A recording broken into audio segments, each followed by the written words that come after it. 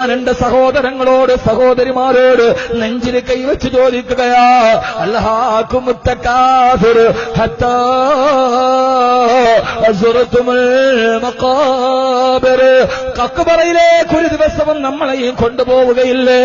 അന്നത്തെ ദിവസം വിട പറയുമ്പോ കഞ്ചാവിന്റെ ലഹരിയിലല്ല, മദ്യത്തിന്റെ സുഖത്തിലല്ല, കാമുകി പെണ്ണിന്റെ മടിത്തട്ടിലല്ല, സുന്നത്ത് നോമ്പ് പിടിച്ച് അള്ളാഹുവിന്റെ സ്വർഗത്തെ കണ്ട് ഭാര്യ മക്കളോട് സലാം പറഞ്ഞ് വിട പറയാ.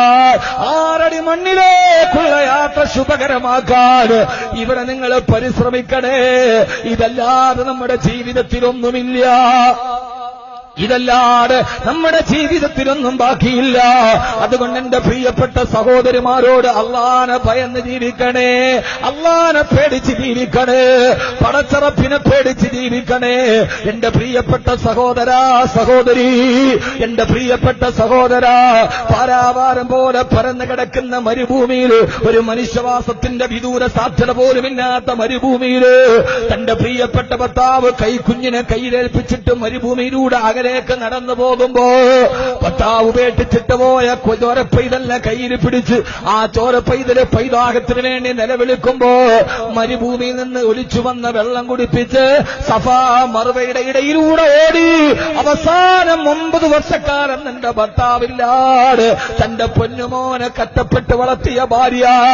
കാസർഗോഡ് പെങ്ങളോട് ഞാനിത് പ്രത്യേകിച്ച് ഓർമ്മിപ്പിക്കുന്നത്, എന്റെ പ്രിയപ്പെട്ട പെങ്ങള് ഭർത്താവില്ലാത്ത സമയത്ത് അന്യപുരുഷനുമായി ഫേസ്ബുക്കിലും വാട്സപ്പിലും ചാറ്റ് ചെയ്യുന്ന, അന്യപുരുഷനുമായി ജീവിതം പങ്കിടുന്ന, പാവപ്പെട്ട ഭർത്താവിനെ മറന്നുപോകുന്ന, മക്കളോടുള്ള കടമകൾ മറന്നുപോകുന്ന എന്റെ പ്രിയപ്പെട്ട പെങ്ങളെ, 9 വർഷം കഴിഞ്ഞിട്ടാണ് ഭർത്താവ് തിരിച്ചു വരുന്നത്. വരുന്ന സമയത്ത് 9 വയസ്സുകാരനായ പൊന്നുമോൻ ഇസ്മായിൽ ഓടിച്ചെന്ന് വാപ്പാനെ കെട്ടിപ്പിടിച്ചു മുത്തം കൊടുത്തിട്ട് അന്ന് രാത്രി ഉറക്കത്തില് സ്വപ്നം കാണുന്നു. ഒരു കഥക്ക് പോലും പറയാൻ കഴിയാത്ത, ടോൾസ്റ്റോയുടെ കഥക്ക് പറയാൻ കഴിയാത്ത നാടകമുഹൂർത്തം. രാവിലെ എഴുന്നേറ്റിട്ട് പറഞ്ഞു, ഹജറ, നമ്മുടെ മകന്റെ കഴുത്തിറക്കാൻ അല്ലാഹു ഇന്നലെ രാത്രി എന്നോട് പറഞ്ഞു. ഹാജറ പരിഭവമില്ലാതെ പൊട്ടിക്കരയാട് തന്റെ പ്രിയപ്പെട്ട ഭർത്താവിനോട് വളർത്തിയതിന്റെ കണക്ക് പറഞ്ഞിട്ടില്ല. 9 വർഷം നിങ്ങൾ ഇവിടെ ഇല്ലാതിരുന്നപ്പോ ഈ കുഞ്ഞിനെ ഞാനാണ് വളർത്തിയതെന്ന് കണക്ക് പറഞ്ഞില്ല. അള്ളാഹുവിന്റെ കൽപ്പന ഇതാണെങ്കിൽ പിടിച്ചോന്ന് പറഞ്ഞ് 9 വർഷക്കാലം ഒരു മനുഷ്യന്റെ സഹായമില്ലാതെ മരുഭൂമിയിൽ ഒറ്റയ്ക്ക് വളർത്തിയ പൊന്നുമോനെ കൺമണിയെ ഭർത്താവിന്റെ കയ്യിലേക്ക് കൊടുത്തിട്ട് ഒരു കയ്യിൽ മൂർച്ചയുള്ള പിച്ചാത്തിയും മറുകയിൽ തന്റെ പൊന്നുമോനെ പിടിച്ചുകൊണ്ട് ഭർത്താവ് പാറക്കെട്ടിലേക്ക് പോകുമ്പോ വീടിന്റെ വരാന്തയിൽ ആ കാഴ്ച കണ്ടിട്ട് നിലവിളിച്ചിട്ടില്ല, പൊട്ടിക്കരഞ്ഞിട്ടില്ല. തന്റെ പ്രിയപ്പെട്ട ഭർത്താവ് ഒരു കയ്യിൽ മൂർച്ചയുള്ള പിച്ചാത്തിപ്പിടി, മറുകയിൽ കട്ടപ്പെട്ട് വളർത്തിയ പൊന്നുമോൾ കഴുത്തിറക്കാൻ കൊണ്ടുപോകുമ്പോ പാറക്കെട്ടിൽ മലത്തിക്കടത്തിയിട്ട് മകന്റെ കഴുത്തിലേക്ക് കത്തിവെക്കുമ്പോ, ഉപ്പാ എന്നെ കമഴ്ത്തി കിടത്തറുക്കുപ്പാ, എന്തേ മോനെ എന്റെ മുഖത്ത് നോക്കിക്കൊണ്ട് കഴുത്തിൽ കത്തിയുടെ പിടിമുറുക്കാൻ എന്റെ ഉപ്പാക്ക് കഴിയില്ല. ഉപ്പാ എന്റെ കൈയും കാലും കെട്ടിയിട്ട് ഇറക്കാവൂ.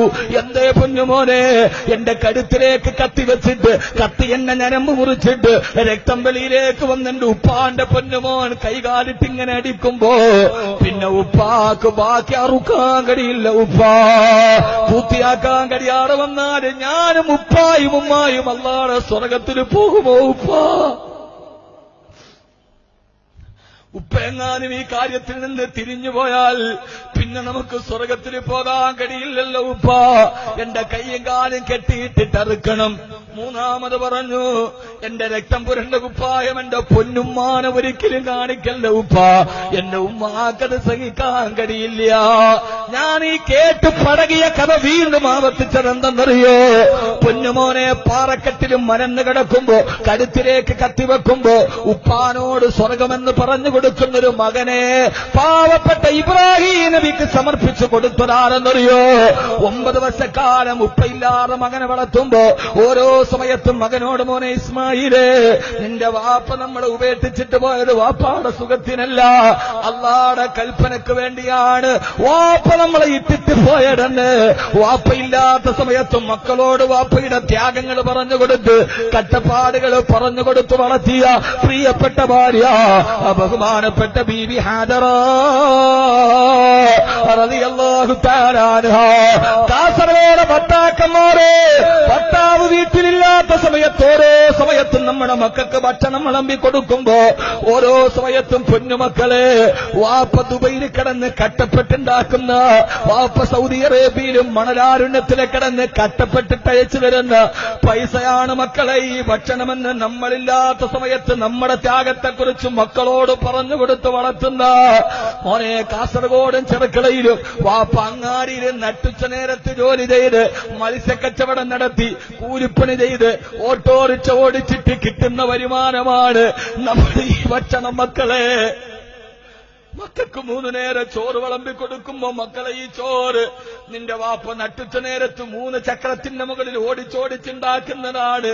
നിന്റെ വാപ്പ കഷ്ടപ്പെട്ടുണ്ടാക്കുന്ന മുതലാണ് നമ്മൾ ഈ കഴിക്കുന്ന ഭക്ഷണമെന്ന് ഭർത്താവില്ലാത്ത സമയത്ത് ഭർത്താവിന്റെ ത്യാഗത്തെക്കുറിച്ചും മക്കളോട് പറഞ്ഞു വളർത്തുന്നൊരു ഹാദറയെ നമുക്ക് കിട്ടിയില്ലെങ്കിൽ പൊന്നുമോളെ, ഇതാണൊരു പെണ്ണിന്റെ നിയോഗമെന്ന് മനസ്സിലാക്കാൻ.